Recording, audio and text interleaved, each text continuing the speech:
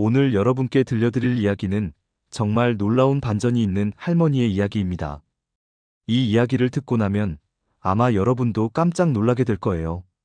그리고 어쩌면 눈물도 흘리게 될지도 모르겠어요. 서울 변두리 작은 다세대 주택 2층에 혼자 살고 계시는 박정순 할머니, 올해 78세셨습니다. 할머니는 평생 청소부로 일하시며 외아들 민준이를 키우셨어요.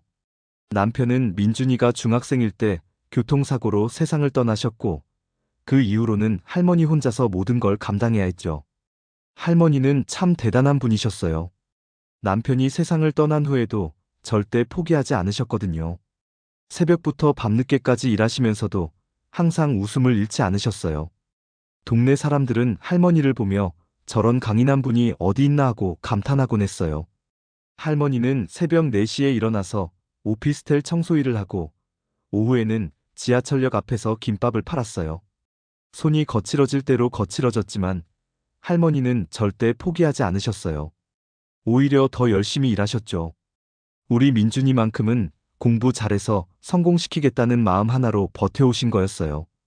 겨울에는 김밥이 얼어서 팔리지 않는 날도 있었고, 여름에는 더위에 쓰러질 뻔한 적도 여러 번 있었어요. 하지만 할머니는 내가 힘들어도 민준이는 꼭 성공시켜야 한다며 이를 악물고 견뎌내셨어요. 민준이는 정말 효자였어요. 어릴 때부터 엄마가 힘들어 하시는 걸 보며 자랐거든요. 친구들이 놀러 가자고 해도 엄마 일 도와드려야 한다며 거절하는 경우가 많았어요. 그런 아들을 보면 할머니는 마음이 아프면서도 자랑스러웠어요. 공부도 열심히 해서 서울의 명문대학교에 합격했고, 졸업할 때까지 장학금을 받으며 다녔어요. 할머니는 그런 아들이 너무나 자랑스러웠습니다. 동네 사람들에게 자랑할 때마다 어깨가 으쓱해지셨어요. 우리 민준이가 서울에서 학교 다니거든요. 머리도 좋고 효심도 깊어요. 하지만 민준이는 대학교 다니면서도 항상 엄마 걱정을 했어요. 방학 때마다 고향에 내려와서 엄마 일을 도와드렸고, 용돈이 생기면 엄마에게 드리려고 했어요. 물론 할머니는 네가 쓰라며 받지 않으셨지만요. 그런데 민준이가 대학을 졸업하던 해 갑자기 놀라운 소식을 전해왔어요. 엄마, 저 글로벌 대기업에서 일하게 됐어요. 정말 큰 회사에서 저를 스카우트했대요. 할머니는 깜짝 놀라면서도 너무 기뻤어요. 평생 고생한 보람이 있다는 생각이 들었거든요. 정말이니? 우리 민준이가 그렇게 대단한 회사에? 네, 엄마. 초봉도 엄청 좋고요. 몇 년만 일하면 엄마를 모셔갈 수 있을 거예요. 서울에 큰 집 사서 엄마랑 같이 살 거예요. 할머니는 그 말을 듣고 너무 행복했어요. 평생의 꿈이 이루어지는 순간이었거든요. 하지만 한편으로는 서운한 마음도 들었어요. 아들과 헤어져야 한다는 생각에 말이죠. 민준이는 대학교 졸업식 다음 주에 바로 서울로 떠났어요. 할머니는 눈물을 참으며 말씀하셨어요. 민준아, 엄마는 괜찮으니까 내 일에만 집중해라. 그리고 몸 건강히 지내고. 서울은 공기도 나쁘고 스트레스도 많을 테니까 항상 조심해라. 엄마, 꼭 성공해서 모셔갈게요. 조금만 기다려주세요. 1년, 아니 2년만 참아주세요. 그래, 우리 민준이가 성공하는 게 엄마 소원이야. 공항에서 헤어질 때 할머니는 아들을 꽉 안아주었어요. 마치 마지막인 것처럼 말이에요. 그때는 그런 예감이 드신 건지, 아니면 그냥 아들이 보고 싶어서였는지 모르겠지만요. 그 말을 남기고 떠난 지 벌써 15년이 흘렀습니다. 처음 몇 년간은 민준이가 정말 자주 전화를 했어요. 일주일에 2~3번씩은 꼭 안부를 물었고, 한 달에 1번씩은 용돈도 보내줬죠. 그때만 해도 할머니는 정말 행복하셨어요. 엄마, 회사에서 인정받고 있어요. 곧 승진할 것 같아요. 엄마, 서울 생활에도 익숙해졌고, 동료들도 좋은 사람들이에요. 할머니는 그런 민준이의 목소리를 들을 때마다 가슴이 벅찼어요. 고생한 보람이 있다는 생각이 들었거든요. 동네 사람들에게도 자랑을 많이 하셨어요. 우리 민준이가 서울 대기업에서 일하고 있어요. 곧 승진한다고 하더라고요. 하지만 시간이 지날수록 민준이의 연락은 뜸해졌어요. 일주일에 1번이던 전화가 한 달에 1번이 되었고, 나중에는 명절이나 생일에만 간단한 메시지를 보내올 뿐이었습니다. 할머니는 처음에는 바쁘니까 그렇겠지 하고 이해하려고 하셨어요. 용돈도 점점 줄어들었어요. 처음에는 매달 50만 원씩 보내주던 것이 30만 원이 되었다가 나중에는 아예 보내주지 않았어요. 할머니가 물어보면 민준이는 이렇게 답했어요. 엄마, 요즘 회사에서 새로운 프로젝트를 맡아서 너무 바빠요. 그리고 서울 생활비도 만만치 않고요. 조금만 더 기다려주세요. 할머니는 이해한다고 하셨지만 속으로는 조금 서운했어요. 하지만 아들이 힘들어할까봐 내색은 하지 않으셨죠. 오히려 그래. 네가 힘들면 엄마는 괜찮다고 말씀해 주셨어요. 그런데 어느 날 할머니에게 청천벽력 같은 소식이 전해졌습니다. 몇 달 전부터 계속 기침이 나고 숨이 찬다고 병원에 갔더니 말기 폐암이라는 진단을 받으신 거예요. 의사 선생님이 심각한 표정으로 말씀하시길, 할머니, 솔직히 말씀드리면 길어야 6달 정도로 보입니다. 이미 다른 장기로도 전이가 많이 된 상태라서요. 치료를 해도 큰 효과를 기대하기는 어려울 것 같습니다. 할머니는 그 순간 온 세상이 무너지는 것 같았어요. 하지만 동시에 가장 먼저 떠오른 생각은 아들이었어요. 내가 죽으면 민준이는 어떻게 하지? 혼자. 서울에서 얼마나 힘들까? 자신이 죽는다는 사실보다도 아들 걱정이 먼저 드는 게 어머니의 마음이었어요. 할머니는 집에 돌아와서 민준이에게 전화를 걸었어요. 민준아, 엄마가 많이 아파. 엄마, 무슨 말씀이세요? 어디가 아프신데요? 병원에서. 암이라고 그래. 전화기 너머로 민준이의 놀라는 소리가 들렸어요. 엄마, 진짜요? 얼마나 심한 거예요? 할머니는 아들이 걱정할까봐 거짓말을 했어요.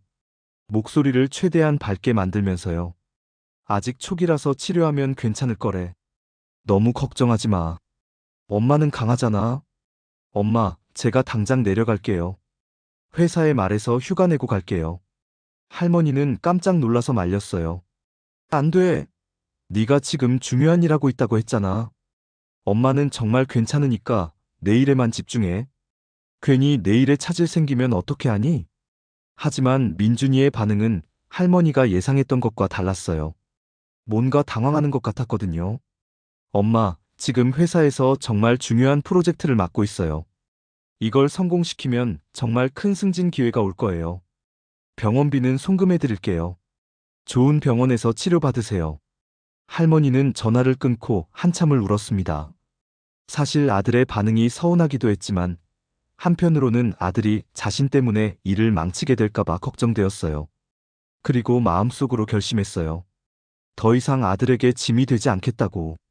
내가 아픈 걸로 민준이 인생을 망칠 수는 없어. 그 아이는 성공해야 해. 다음 날부터 할머니는 이상한 행동을 시작했어요.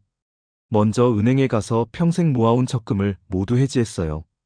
그 금액이 무려 3천만 원이나 되었어요.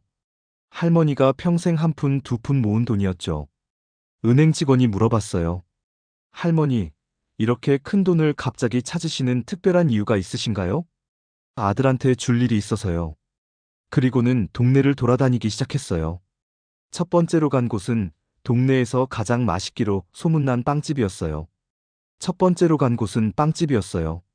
사장님, 매일 아침 7시에 식빵 한 덩어리씩 저희 집 앞에 놔주실 수 있을까요?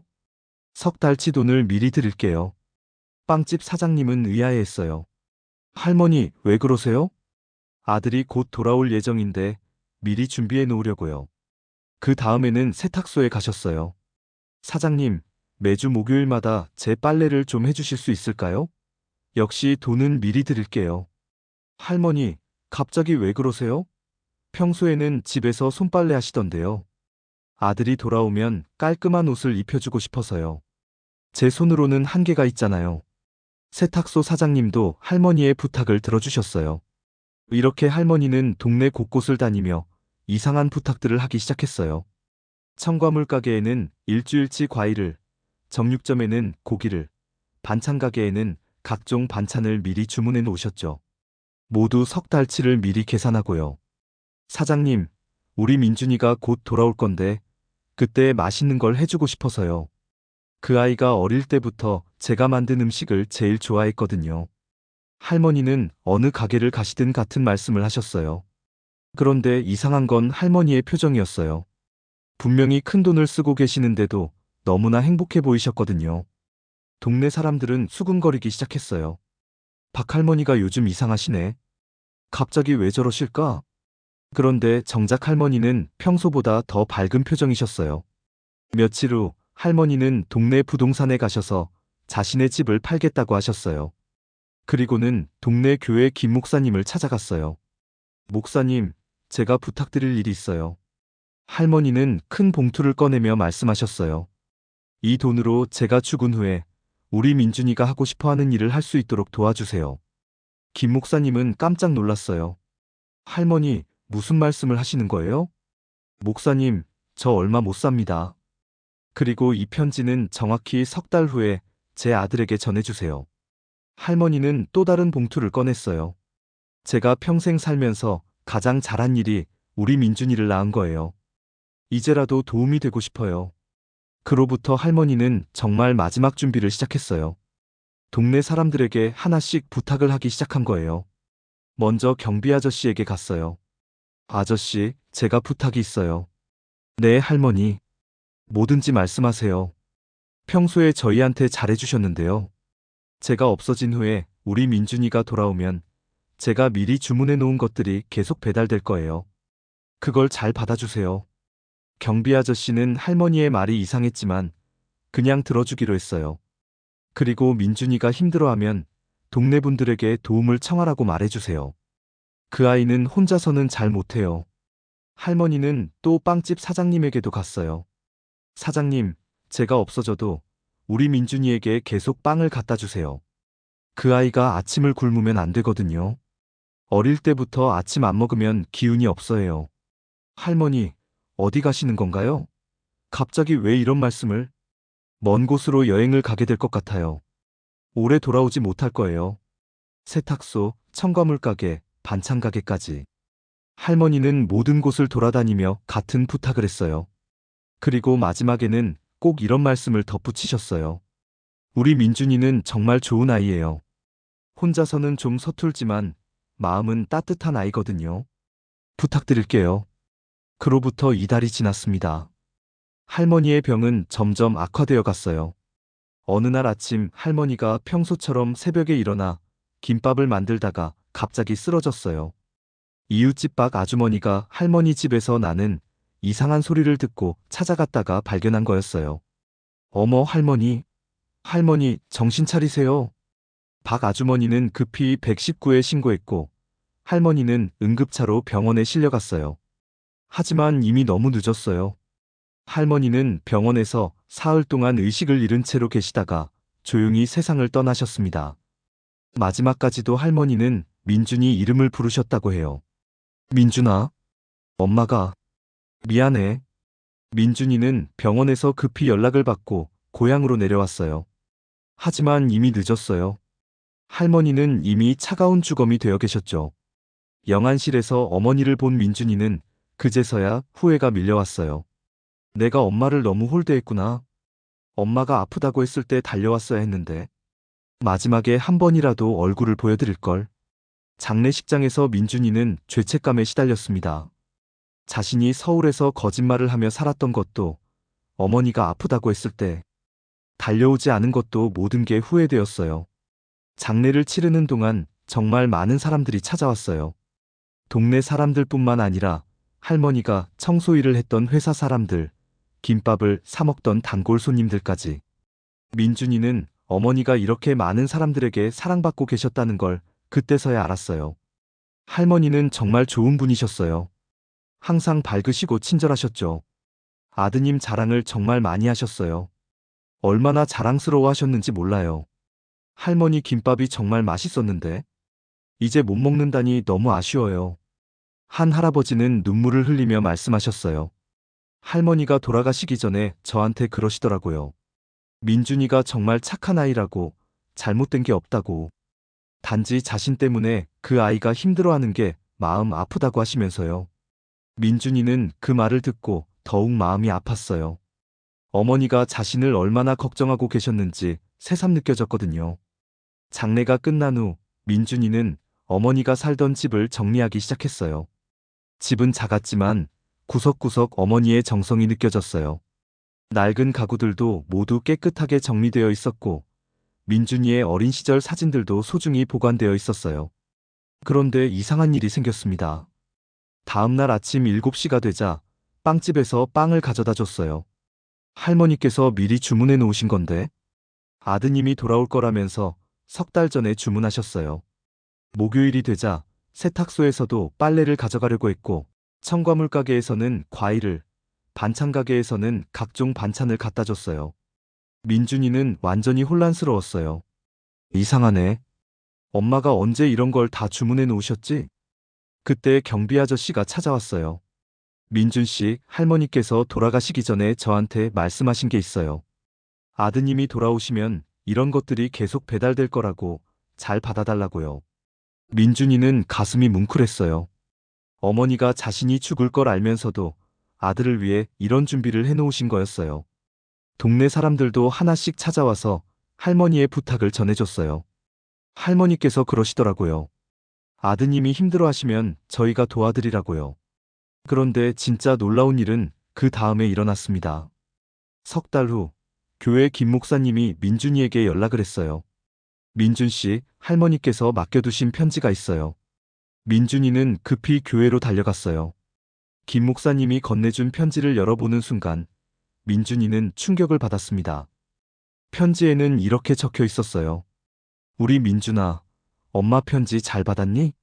먼저 엄마가 사과할 게 있어. 엄마는 네가 대기업에 다니는 게 아니라는 걸 진작부터 알고 있었어. 네가 일용직 아르바이트를 하면서 힘들게 살고 있다는 것도 알고 있었어. 철민이가 몇 년 전에 전화해서 다 말해줬거든. 네가 서울에서 공사장 일도 하고 편의점 알바도 하면서 근근히 살고 있다고 했어. 하지만 엄마는 모르는 척 해줬어. 네가 엄마한테 실망을 끼쳐드리고 싶지 않아서 거짓말을 한 거라는 걸 알았기 때문이야. 민준아, 엄마는 네가 부끄럽지 않아. 오히려 자랑스러워. 네가 포기하지 않고 꿈을 위해 노력하고 있으니까. 이 편지와 함께 통장을 하나 줄 거야. 그 안에는 엄마가 평생 모은 돈과 집을 판 돈까지 들어있어. 모두 8천만 원이야. 이 돈으로 네가 정말 하고 싶었던 한식당을 차려라. 엄마는 네가 어릴 때부터 요리하는 걸 좋아하는 걸 알고 있었어. 네가 대학교 때 나중에 한식당을 하고 싶다고 말한 것도 기억하고 있어. 이제는 네 꿈을 펼쳐라. 엄마가 평생 만든 김밥 레시피도 함께 남겨둘게. 그리고 한 가지 더. 엄마가 동네에서 주문해 놓은 것들은 계속 받아라. 그게 엄마가 내게 주는 마지막 사랑이니까.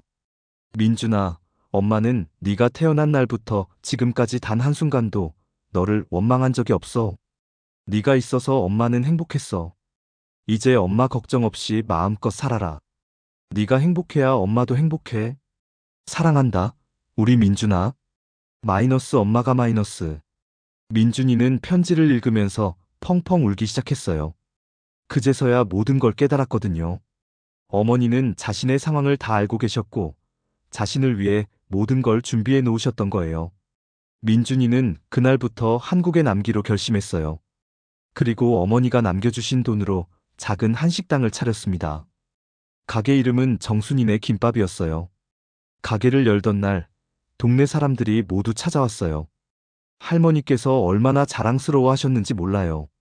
맨날 우리 민준이는 꿈이 있는 아이야라고 말씀하셨어요. 할머니께서 돌아가시기 전에 우리한테 부탁하셨어요. 민준이가 힘들 때 도와달라고요. 그제서야 민준이는 깨달았어요. 어머니는 죽기 전에 자신을 위해 모든 준비를 다 해놓으셨던 거예요. 음식 주문뿐만 아니라 동네 사람들의 마음까지 준비해 놓으셨던 거죠. 지금 민준이의 한식당은 동네에서 가장 인기 있는 집이 되었어요. 어머니의 김밥 레시피를 그대로 사용하거든요. 그리고 매일 아침 민준이는 어머니가 주문해 놓으신 빵을 받으며 하루를 시작합니다. 벽에는 어머니의 사진이 걸려 있어요. 그리고 그 밑에는 이런 글이 적혀 있죠. 이 가게는 세상에서 가장 위대한 어머니, 박정순 할머니의 사랑으로 만들어졌습니다. 가끔 손님들이 물어봐요. 사장님, 김밥이 왜 이렇게 맛있어요? 그러면 민준이는 이렇게 대답해요. 어머니가 사랑으로 만드신 레시피거든요. 그리고 이 가게 자체가 어머니의 사랑으로 만들어진 거예요. 민준이는 이제 후회하지 않아요. 대신 매일 감사한 마음으로 살고 있어요. 그리고 가끔 밤에 가게를 정리하면서 혼자 말해요. 엄마, 제가 엄마의 마지막 선물을 잘 받았어요. 이제 엄마가 원하시던 대로 제 꿈을 이루며 살고 있어요. 감사해요, 엄마. 할머니의 사랑은 정말 위대했습니다. 마지막 순간까지 아들을 생각하셨고, 자신이 죽은 후에도 아들이 행복할 수 있도록 모든 걸 준비해 놓으셨어요. 어머니의 사랑은 때로는 우리가 모르는 사이에, 때로는 우리가 깨닫지 못하는 방식으로 우리를 지켜주고 계십니다. 이 이야기를 듣고 계신 여러분도 혹시 부모님께 안부 전화 한 통 드려보시는 게 어떨까요? 그리고 혹시 지금 부모님과 멀리 떨어져 계신 분들이 있다면 너무 늦기 전에 사랑한다는 말을 전해보세요. 부모님의 사랑은 영원하지만 그 사랑을 표현할 수 있는 시간은 한정되어 있으니까요.